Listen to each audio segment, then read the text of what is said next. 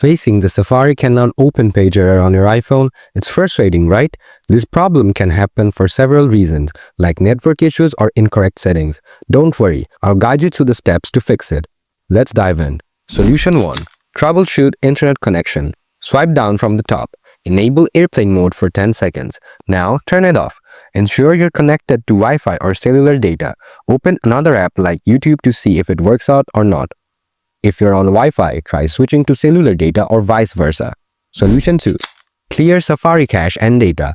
Open settings on your iPhone. Scroll down. Tap Apps. Scroll down. Tap on Safari. Scroll down. Tap Advanced and select Website Data. Tap Edit. Scroll down. Tap Remove all website data. Confirm your selection. Solution 3. Restart Safari. Close the Safari app by swipe up on the Safari app preview to close it. Reopen Safari and try accessing the page again. After that, restart your iPhone. Solution 4. Disable VPN or proxy settings. Open Settings on your iPhone. Tap General. Scroll down. Tap VPN and Device Management.